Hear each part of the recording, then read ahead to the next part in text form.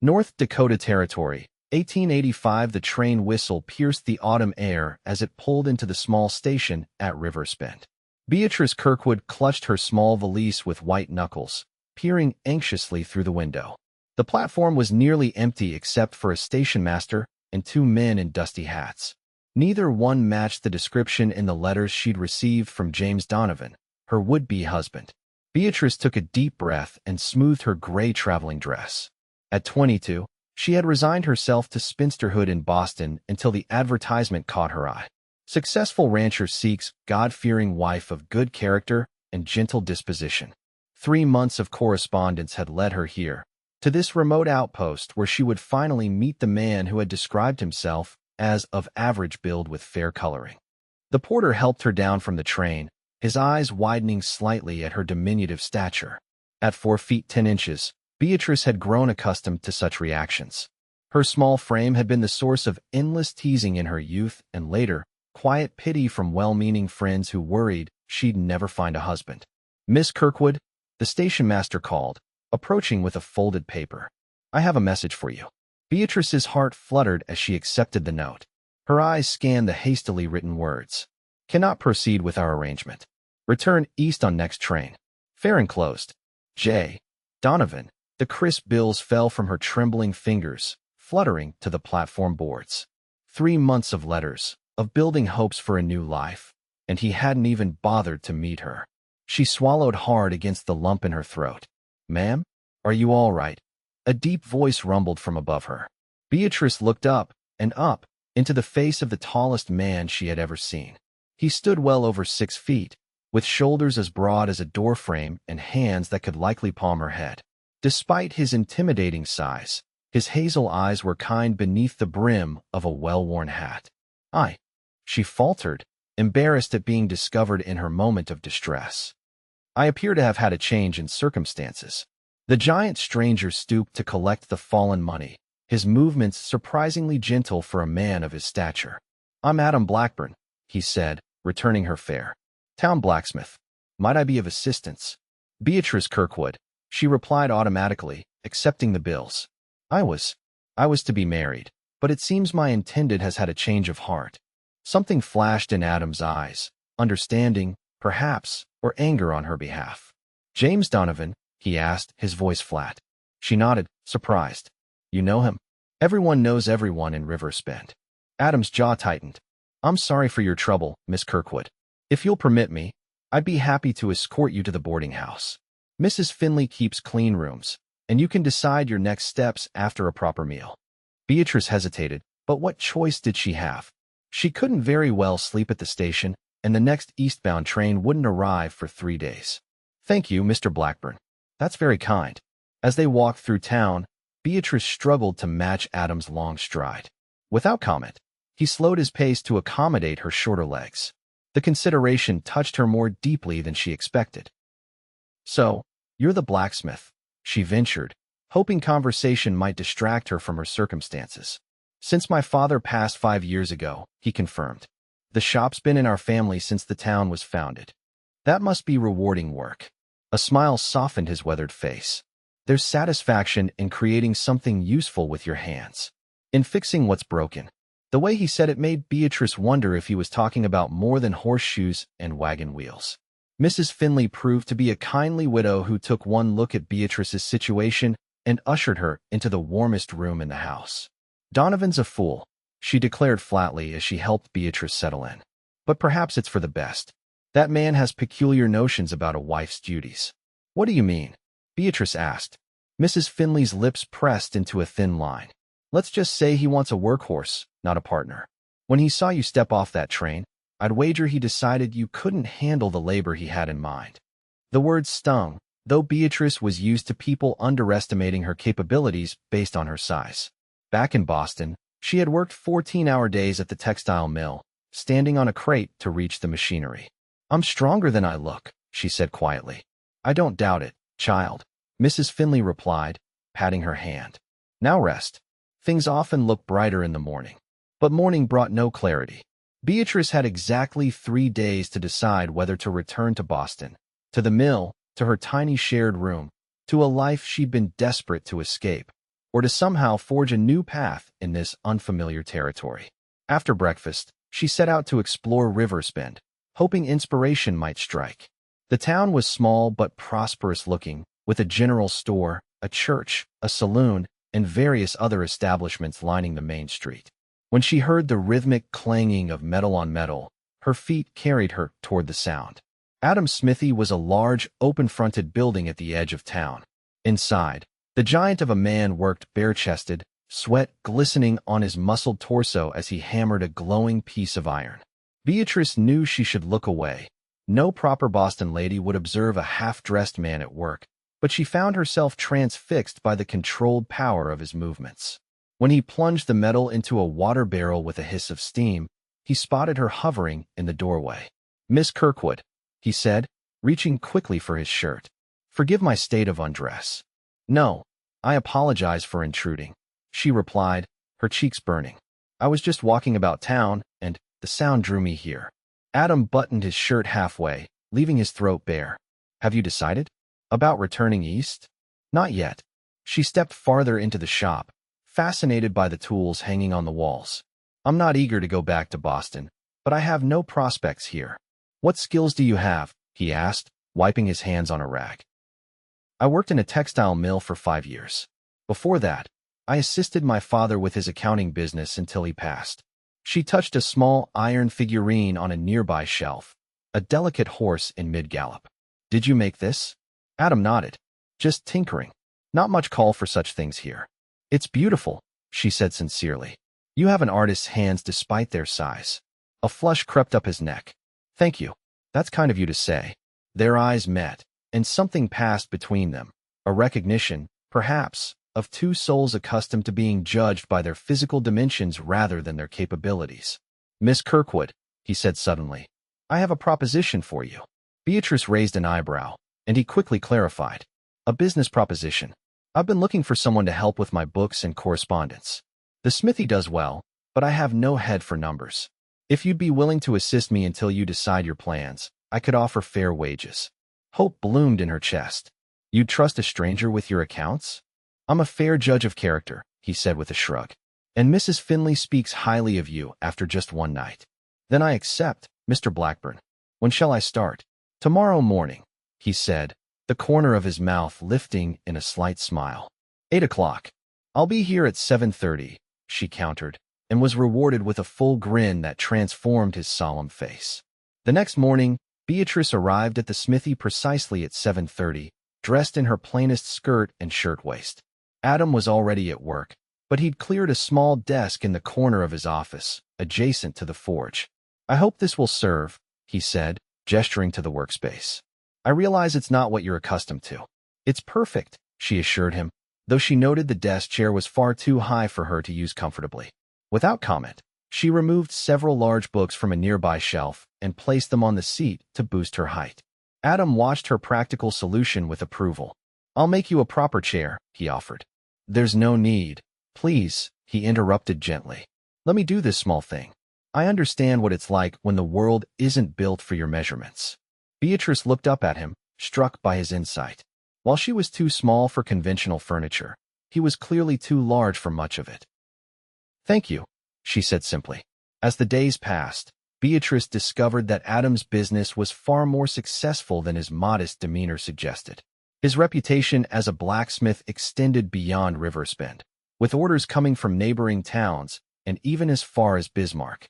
But his record-keeping was indeed chaotic, with payments noted on scraps of paper and expenses tracked haphazardly, if at all. "How have you managed to stay in business?" she marveled on her third day, surrounded by disorganized invoices. Adam paused in his work, wiping his brow with his forearm. "By the grace of God and charging fair prices," he said with a self-deprecating smile. "I'm aware of my shortcomings." "Well, you won't have to worry about this aspect anymore," she declared, already designing a proper bookkeeping system in her mind. By the end of the week, Beatrice had organized his accounts, created a filing system for orders, and drafted several overdue collection letters for clients who had yet to pay. The desk chair Adam promised appeared on her fourth day, a beautiful piece crafted perfectly to her height, with an elegantly carved back featuring tiny iron roses where the wood joined. "This is exquisite," she breathed, running her fingers over the detailed craftsmanship. "Far too fine for a simple office chair." "Nothing simple about it," Adam replied, watching her with quiet pleasure. "Or its occupant." The unexpected compliment warmed her more than the nearby forge. When the eastbound train departed 3 days after her arrival, Beatrice wasn't on it. Instead, she negotiated a monthly rate with Mrs. Finley and committed to working for Adam through the winter, at least. The relief in his eyes when she told him her decision stirred something in her heart that she wasn't ready to examine too closely. October gave way to November, and the first snow fell on Riverspent. Beatrice had never experienced a Dakota winter, and the cold cut through her Boston clothing like a knife. "You'll need something heavier," Adam commented one morning when she arrived shivering despite her layers. Without waiting for her response, he disappeared into the back room, returning with a package wrapped in brown paper. "What's this?" she asked, untying the string. "Just something practical," he said, suddenly looking uncomfortable.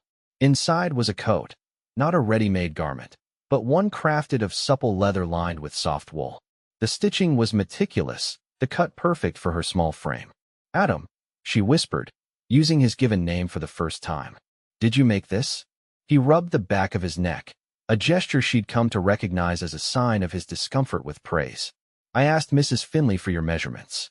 The tanner owed me a favor, and I've some skill with leather work. It's no different from making a saddle, really, but it was different." The coat fit her as if it had been tailored in the finest Boston shop, with none of the too long sleeves or overwhelming shoulders that plagued every garment she'd ever owned. "Thank you," she said, blinking back unexpected tears. "No one has ever made something specifically for me before." His expression softened. "Everyone deserves to have things that fit them properly, Beatrice." The way he said her name, with such gentle regard, made her heart flutter traitorously. As winter deepened, they fell into a comfortable routine. Beatrice would arrive early, start the coffee brewing, and work on the accounts while Adam tended to the physical labor of the smithy. They would share lunch, often bread and cheese she brought from Mrs. Finley's kitchen, and talk about everything and nothing. Despite their physical differences, they found countless similarities in their experiences. "People always assume I can't do things," she confided one afternoon as they ate. "When I was hired at the mill, the foreman laughed outright until I showed him how quickly I could work the looms." Adam nodded in understanding. "They see my size and assume I'm slow-witted or clumsy. Or they expect me to do the work of 3 men simply because I have the strength for it. We're judged by our covers rather than our contents," she said with a wry smile. "Their loss," Adam replied, his eyes warm with something that made Beatrice's cheeks flush. December brought Christmas preparations and an invitation from Adam that caught Beatrice by surprise. "Would you consider joining me for Christmas dinner?" he asked one snowy afternoon. "My mother always hosts, and she's eager to meet you. I've mentioned you in my letters. You've written about me to your mother?" Beatrice felt strangely touched. "Of course. You've revolutionized my business." There was a pause before he added, "and brightened my days considerably." The admission hung between them, fragile and significant. "I'd be honored to join you," she said softly.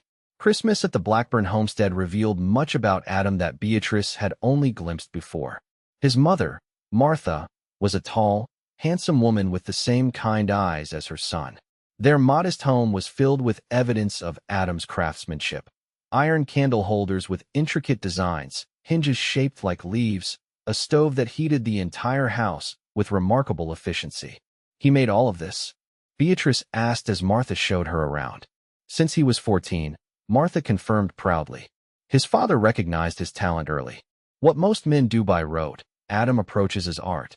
When the meal was served, a feast of roast goose and all the trimmings, Beatrice noticed that Adam's chair was sturdier than the others, clearly built to accommodate his frame.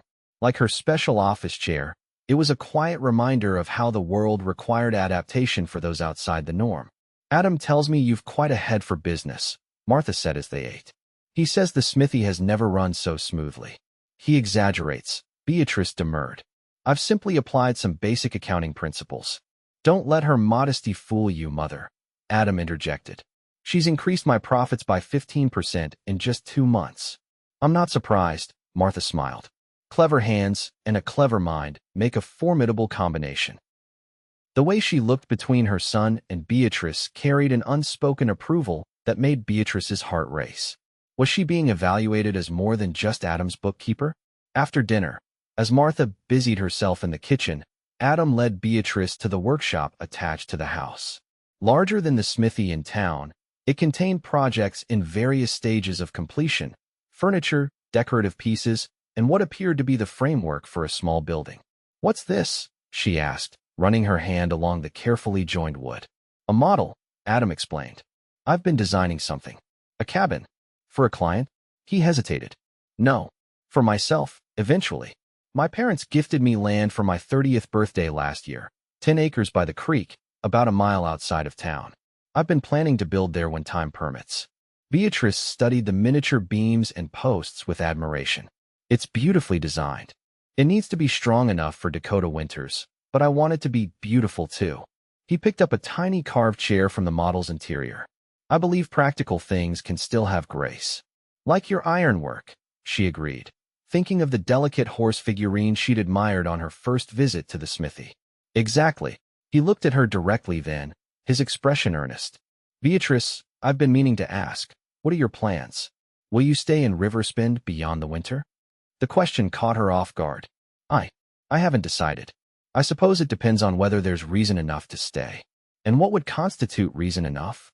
His voice was carefully neutral, but his eyes betrayed his interest in her answer.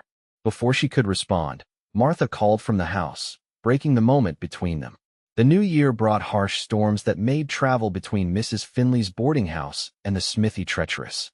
After Beatrice arrived one morning with her skirts frozen stiff and her lips blue with cold, Adam insisted on picking her up with his sleigh each day.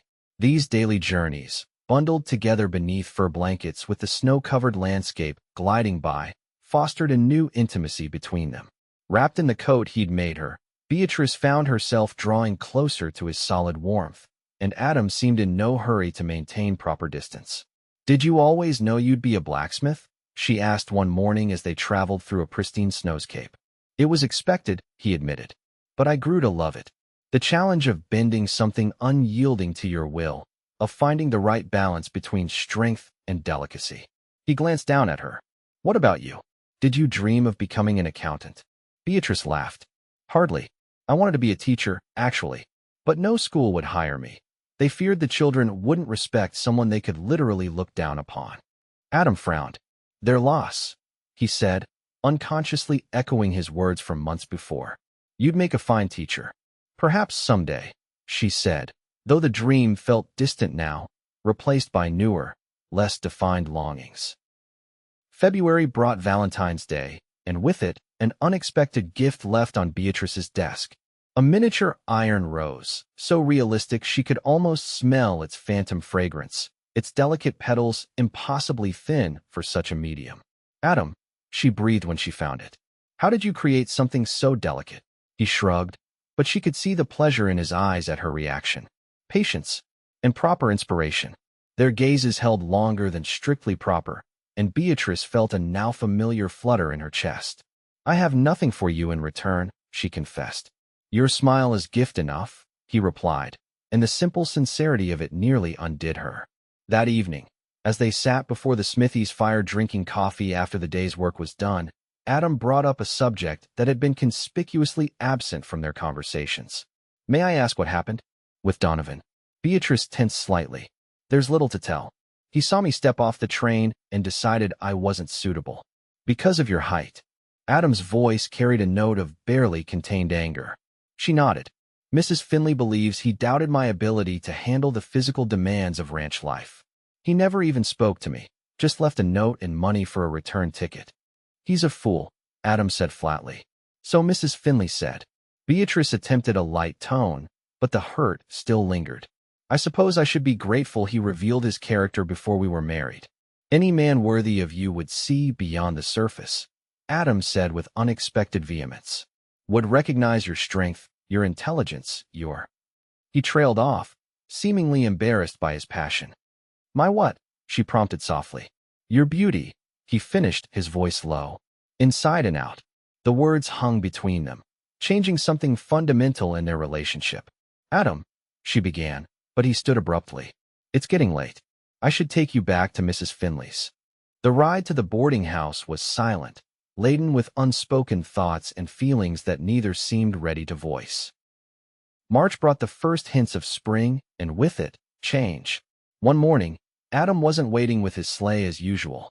Concerned, Beatrice trudged through the melting snow to the smithy, only to find it dark and empty. A note was pinned to the door. Gone to my land. Personal project. Back tomorrow. Puzzled but not alarmed, Beatrice used her key to enter and spent the day catching up on correspondence. When Adam returned the next day, he seemed distracted, disappearing for hours at a time over the following weeks with only vague explanations about preparation work at his property. Is everything all right? She finally asked after he canceled their usual Friday afternoon accounting review for the third week running. Better than all right, he assured her with a mysterious smile. You'll understand soon enough. April's warmer weather coincided with an unexpected announcement from Mrs. Finley. My sister in Chicago is ill, the landlady explained over breakfast. I need to go to her, which means I'll be closing the boarding house for at least 2 months. Beatrice felt the blood drain from her face. I see. When do you leave? Next week. I'm sorry for the short notice, my dear. The other boarders have made arrangements with relatives, but I know you don't have that option. No, Beatrice agreed faintly. I don't. The news hit her harder than she expected. In the months since arriving in Riversbend, she'd carved out a place for herself, a purpose, a routine, perhaps even the beginnings of a future. Now, uncertainty loomed once more. That afternoon, she broke the news to Adam. I may need to return to Boston after all, she said, trying to keep her voice steady. With the boarding house closing, I have nowhere to stay. Adam was silent for a long moment, his expression unreadable. Then, to her surprise, he nodded as if coming to a decision. I'd like to show you something, he said. Tomorrow, if you're willing. It might offer a solution. Hope fluttered in her chest. What kind of solution? One I've been working toward for some time, he replied cryptically. Will you come? I'll pick you up at 9. Of course, she agreed, curious despite her anxiety. The next morning dawned clear and mild. Adam arrived with his wagon rather than the sleigh, and Beatrice noticed it contained several large bundles covered with canvas. Where are we going? She asked as they left town behind. My land, he replied, his hands tied on the reins. I have something to show you.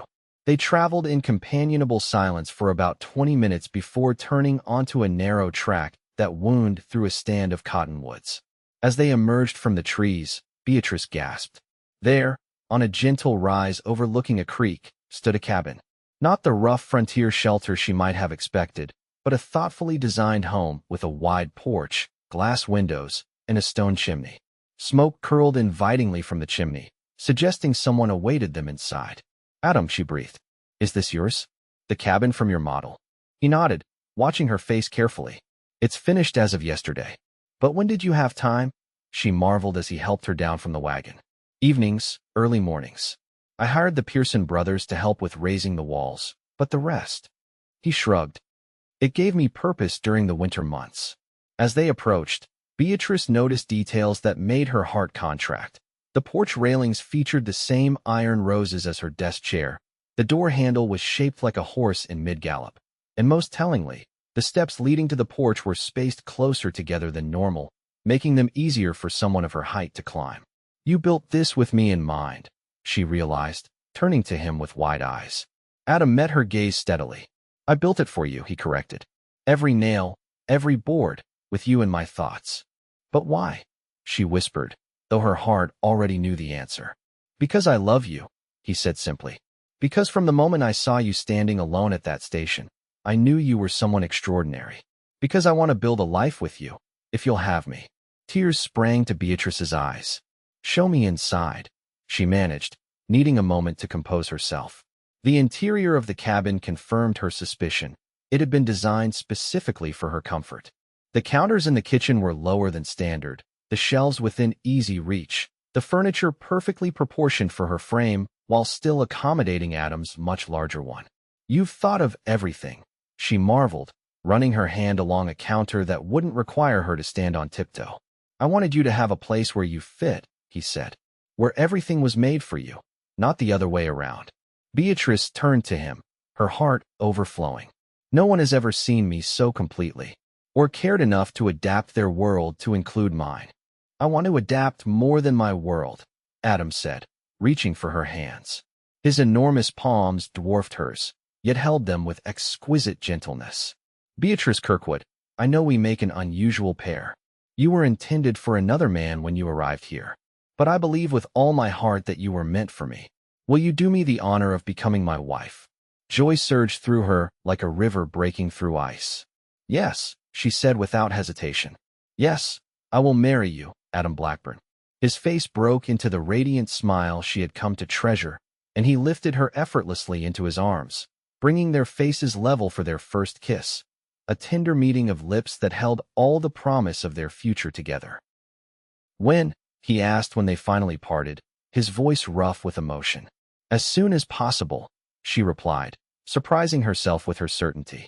I've waited my whole life to find where I belong. They were married 2 weeks later in Riversbend's small church, with Martha Blackburn beaming from the front pew and Mrs. Finley delaying her departure to Chicago to attend. The town turned out in force, curious about the union between the giant blacksmith and the tiny Easterner who had captured his heart. After the ceremony, Adam carried his bride across the threshold of their cabin, not because tradition demanded it, but because he couldn't resist the joy of holding her in his arms. Welcome home, Mrs. Blackburn, he said, setting her gently on her feet. Beatrice looked around at the home he had built for them, with such care and consideration. Every detail spoke of his love, his understanding of her needs, his desire to create a space where she could thrive. I came west seeking a husband, she mused, and found so much more. What did you find? Adam asked, drawing her into his embrace. Beatrice smiled up at the man who had seen her truly from the first moment, not as too small or inadequate, but as perfectly suited to be his partner in all things. A love larger than life, she replied, and a place built perfectly to my measure. Outside, spring unfurled across the Dakota prairie, bringing new growth and possibilities. Inside the cabin built by a giant for his diminutive bride, two people who had never quite fit the world found perfect belonging in each other's arms.